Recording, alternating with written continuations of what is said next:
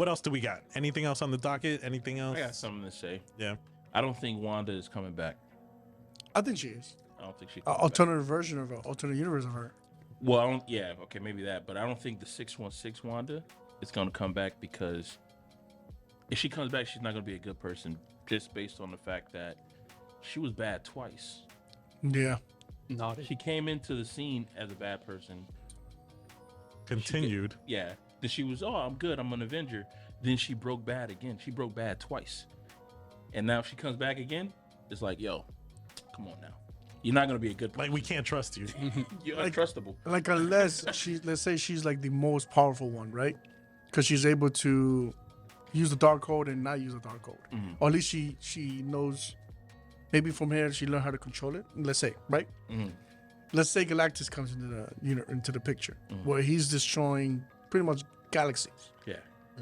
And you're looking at somebody who killed a few, maybe 100. Oh, so you're going Yes. to worse evil? A worse evil, where it's like, fuck, we need to get her. we need to fight fire with fire. I think we'll see her come back as an evil person that they need. I don't think it'll be 616, and I would really love for this idea to be what materialized. I want to see them bring her back into the universe now that they've opened the door as Magneto's daughter. I want to see that Magneto coming in like, this is my right hand, and Wanda just like blasting everything out of the way. But wait, didn't didn't they pretty much seal the deal that she's not Magneto's daughter from the show when she was a young with a brother, with the bomb thing? But that's 616. Now they've opened that door to. Oh, talking about alternate. Yeah. Yeah, because now we saw Charles Xavier. Magneto and Xavier and the X-Men don't exist in 616 as far as I see what you mean. Yeah. Now that they're like, hey, we've opened the door to the multiverse. We got the end credit scene with Doctor Strange going off with what's her name and whatnot. Like, they've opened that door wide now, and the deal's gone through. They can bring in whoever they want from the X-Men. That's a good Why point. not bring in one of the most iconic villains of the X-Men with one of the most powerful people that's directly related to him? Do you guys agree with them calling the MCU 616 and not giving it another another number? I'm fine with it personally. Okay with it, yeah. You okay with it? Yeah. Like, I don't see no problem with it, but on TikTok, people were saying like, it shouldn't be 616. It should be another number, because 616 is like the original. It should be like the comic book. Like 616 is the comic book universe, and this universe, the MCU, should be another number. Yeah. I understand, but I also feel that because this is not a comic book, like this is live action. This is the only interpretation universe of live action we have. That should make sense to keep it in line with what we understand the most. I want that to be like the Peter Parker Spider-Man that I know, not like all the 200 alternatives and whatnot. Like, okay, that's cool, bring him in, do cameos and stuff, but I want the Spider-Man in the movie to be the Spider-Man that I know. I want the Iron Man to be the Iron Man that I know. I want Captain America to be the Captain America that I know. But even then, I but even then, that's different in the MCU from the comic books, and at some points, and that's what gives them the whole liberty. Like, for example, with Ms. Marvel, they literally changed her origin story, how she attained the powers. But because it is an MCU universe compared to, changing the number. It's just a number. I ain't gonna do anything. Yeah, ain't gonna do anything. But establishing that it is like, maybe there's a possibility that we'll probably see a universe where it is a comic book form. Yep. Where you know how you see the paint blobs. Yeah, there was when Doctor Strange and what's her name? America Rambo, not America Rambo. America Chavez. America Chavez. Rambo. This is what we're known for. America Chavez. When they were flipping through the universe, through the different situations that they were going through, there was a comic book one and a black and white one that they went through. It was like a cell shaded one. Well, Disney also announced that they're bringing X-Men 1990. So that may be just to add into that multiverse, because there was a part where, like, when they were traveling through the multiverse, like one of the universes was like animated. It was cartoonish. Are you guys concerned? So John Watts, who directed the Spider-Man trilogy for MCU, He did the 3 movies. He did a great job. He was slated to direct the new Fantastic Four movie that's is supposed to be part of MCU, but he quit. He walked out, and he said that he left because it created differences between him and Disney. I'm fine. I'm fine with that because the same thing happened to Doctor Strange, and the guy who did Doctor Strange 1 was slated to do Doctor Strange 2, and then he backed out, and then who did we get? Sam Raimi. We got Sam Raimi to do that, and he added his little flares into it. But I just want to know if they're going to keep the same concept, because the horror element of Doctor Strange 2 did not come from Sam Raimi. It came from the original guy. He wanted to go horror with this movie, and so they picked up Sam Raimi because they know that he has a horror. You know horror. We want you in there. So he was like, okay, we're just gonna do the shit that I do. So the same thing happened with Ant-Man. Ant-Man 1, the different director he walked off because of creative differences, and also, damn, I just had it in my mind.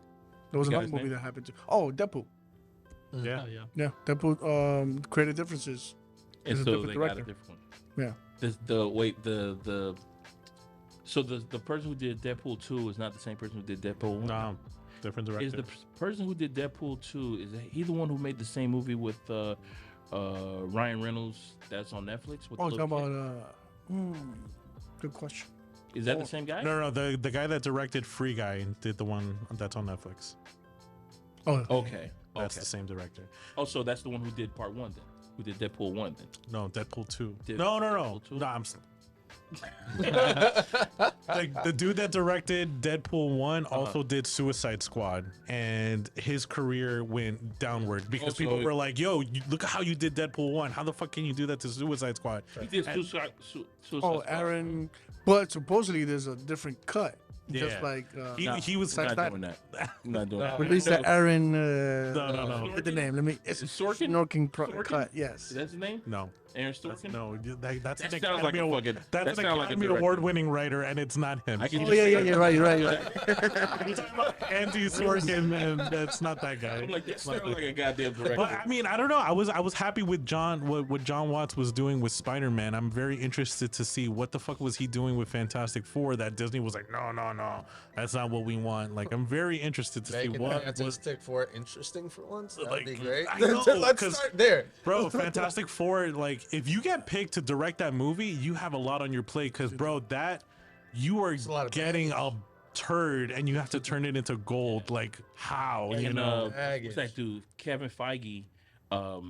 He said that Doctor Strange was the first movie that he didn't like. He didn't like go on set like on a weekly basis, or he didn't like want to know what the notes and shit like that. That was the first movie that he was like, he stepped away from, and he just let, you just do your thing. Oh, let's say 2. Yeah, Doctor Strange 2. That was the first movie. So now he's thinking about like, oh, maybe I should do this with like more movies. So since this Fantastic Four movie's coming out, I'm thinking that that's one of the movies that he's also want to do it on. So whoever's going to direct this is going to have like free reign, kind of, because you're not going to have like the head honcho over your fucking shoulder to do like, to be like, hey man, no, this is not how you fucking fly. Was that after the fact? Because that's one reason why he walked away, because of the creative differences. Yeah. So I don't know, maybe now it's like, you know what, okay, maybe we shouldn't do that for the next director. So should we be thanking the director from Doctor Strange, the first one, for giving Kevin Feige such a headache that he's like, no, I'm gonna step away from this shit? Well, I mean, Sam Raimi is an established director. Yeah. You know, so I mean, unless they bring an established director, there was a lot of trust there to get into this project. Then I think like for example, Christopher Nolan. I don't think Kevin Feige is gonna be like, hey man, no, this is what we gotta do it. Yeah. You know? So if you guys had the opportunity of creating the Fantastic Four movie, you have full control, but you got to also make it sense so that it's part of the MCU. You can use it to introduce the X-Men. You could use it to introduce other things. Like, how would you go about it? So weird take, because I've thought about this already. If I were to do Fantastic Four would be the afterthought. Because I think the reality is the most interesting person that I would bring that could cause the most sort of like awe-inspiring moment and make you really want about it is bringing in Victor Von Doom as a villain. bring in Victor Von Doom. He is one of the most powerful, most intelligent beings. That's not, a god who's a literal god. And even then, you can kind of debate that because his powers they get nuts eventually. But as a human being, he is the Lex Luthor of Marvel, right? Mm-hmm. Like, this guy is insanely intelligent. And the fact of what the MCU can do with a villain who's just intelligent. Look at what they did with Red Baron. Look at how Civil War is beloved within that franchise because of a guy who has no powers. So when you get good writers that are like, hey, let's bring in a guy who's just really intelligent and fuck with everyone. And you bring in Victor Von Doom and you make him defeat everybody. You absolutely wreck house. And then you bring in the Fantastic Four from another universe like, hey, we found you, and leave it there. That right there would be the first time like, I want to see the Fantastic Four, which is something no one says right now. Mm-hmm. No one's gonna like, yeah, I want to go see the Fantastic Four movie. No, but you bring in a villain who is absolutely demolishing everyone. You bring in a Thanos-like villain, have him run roughshod throughout the universe, and then bring in what is his iconic pair-up and be like, hey, we're here.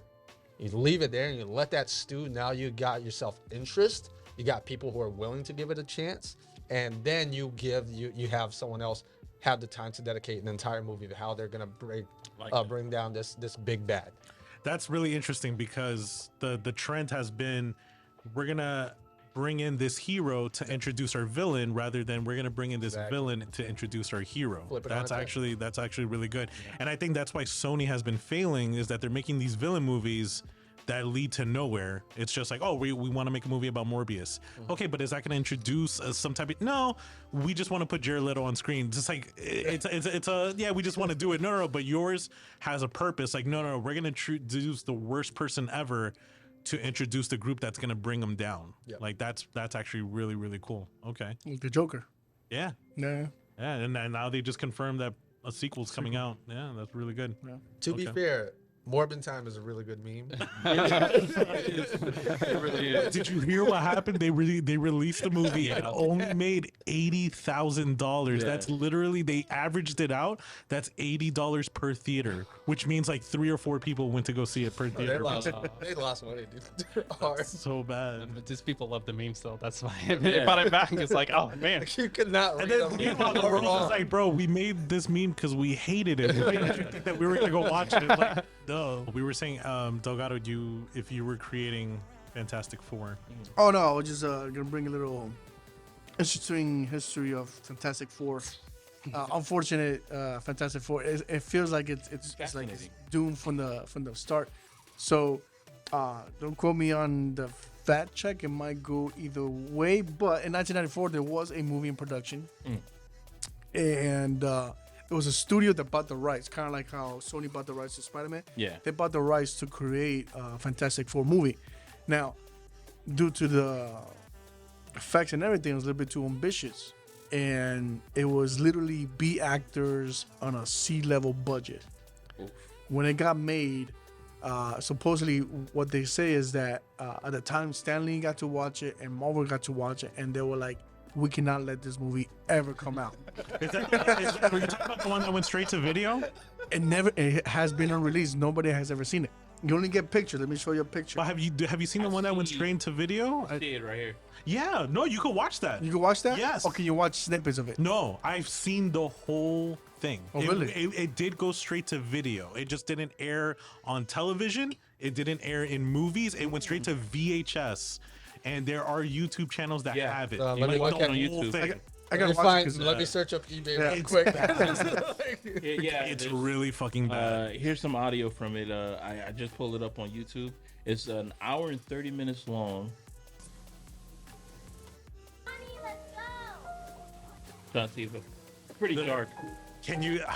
Did you watch it? But like the thing, the thing actually does say it's clobbering time and all that stuff. It's the concept was great. Like if anything, they actually stuck closest to the comic book than any other reiteration. It's just they didn't have the budget. Yeah. They just didn't have the budget. It was cheesy.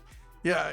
So that came out. I want to see when, because I remember it was years ago when I read a pop on it and it says in release. I don't know if somehow maybe they bought the rights. Because remember when we saw, I don't know, you weren't there. We saw a movie called Miami Connection. Oh yeah. That some companies are buying the rights to release it. So at the time, the rumor was that Stan Lee and Marvel saw it and they were like, we cannot have this movie. So they actually paid the people. So they made money from not ever releasing the film. Yo, that's gotta hurt, bro. You did such a bad job that people were willing to pay you not to show it. It's like, damn. I guess thank you. But, fuck, man. We were chatting earlier about The Boys, like in this new season when you get to where A-Train's trying to like, hey, I'm gonna rebrand and these are my ideas, and they're just like in the room like, No. we're gonna have a conference about this. We'll get back to you. I feel like that would be Stan Lee just like, nah, but no. I like where you're going. Because We'll get back to you. The thing was, this was in the 90s. Batman 1 and 2 had already come out, and like you saw how amazing those movies were. So for that, it was like, I think Marvel, saw what DC was doing with Tim Burton and his Batman movie. So I think they were just embarrassed, like, we can't release this shit after Batman Returns. Like, did you see what they did with fucking Penguin and Catwoman? Like, no, we can't do this. Like, this is fucking bad. But I mean, the quality of the movie doesn't look that great. How would that get into your creation of Fantastic Four? No. I mean, I just a little history fact about it. I don't know. A Fantastic Four. Okay, you guys may hate me for this, but Go ahead, man. Fantastic Silver Surfer was a really actually pretty good film, except until the ending. But Silver Surfer was a badass character. Yeah. I like that whole thing that him going underneath the board. Yeah, That's the whole movie. That 10 seconds right there. That's the whole movie. Yo, No, you're right. Every time someone references that movie, they always show that clip because That that was shit the was one dope. clip that made everyone go, wow. Yeah. man, that's fucking dope. That made me want to watch the movie. And another thing about Lawrence Fishburne did the voice of that. Silver Surfer. Yo, I've never been into Silver Surfer comic books. I never saw him. I never saw him on like X-Men or anything like that. But I always thought that, he's a Silver Surfer, so he's like a surfer dude. So I always thought that when he was gonna talk, he was like, "Hey, dude, what's going on, bro?" kind of stuff. And then to hear him for the first time in that fucking movie, And it's a black voice. and he's all like stoic and shit. I'm like, the fuck is this? This guy's not a surfer. This guy's he's a poser, dog. He never surfed a day in his life. He's never surfed at all. And I'm like, oh my god. I felt kind of like, oh man. That's what did it for the movie for me. But if I need a Silver Surfer in the movie, I need him to be like an actual surfer. I need him to be Mountain like Dews. Mountain Dew and talking about shredding. I need to shred some of these Cosmo waves, bro. I need him to do Dude, that. Galactus, you need to chill. I need him to be that guy, bro. I need him to do that for me. I say Fantastic Four should just start. Fuck the origin story. Let that be the part 2 or somewhere, because I mean we've seen the origin story so many times. Yeah. And I know that new generation doesn't know about it, but maybe just keep it without it. So like what they did with Spider-Man. Spider-Man just started like Yeah. Uncle Ben was already dead. We know, we Yeah. get it. They did the same thing with Batman. Like guys, Now- we know his parents were killed. We got it. Like The thing about Spider-Man, right, is that they took the concept from Miles Morales, right? Because Miles Morales, he was in school. He has a friend who he went to school with, who was supposed to be his best friend, who's supposed to be the guy in the chair and stuff like that. That's what they did with the Spider-Man Marvel MCU Spider-Man, basically. So they basically took Miles Morales' story and then just put it on him. So I know that Fantastic Four is supposed to be MCU's, like, they're supposed to be their first family, right? Their first found family kind of thing. But they've already used that fucking concept on Guardians of the Galaxy. So maybe they should just have this people as I would say that my whole concept for this Fantastic Four, let's go to how they do it in Korea, how they just you basically make a boy band by you just get like a certain amount of people, like, oh, we need a guy who's going to be a badass. We need a guy who's going to be this person. We need a guy who's going to be this one. Like so it's like a commercialized thing, like Menudo. Yeah. So you make Fantastic Four because, like, look at the fucking name, Fantastic Four. So you're like, oh, we need to make a group. We need to make them so they could be poppy, just like the Avengers. So let's make them fantastic, like the Fantastic Four. So we get these 4 people, we put them together, and then we'll just make them as heroic as possible and shit like that.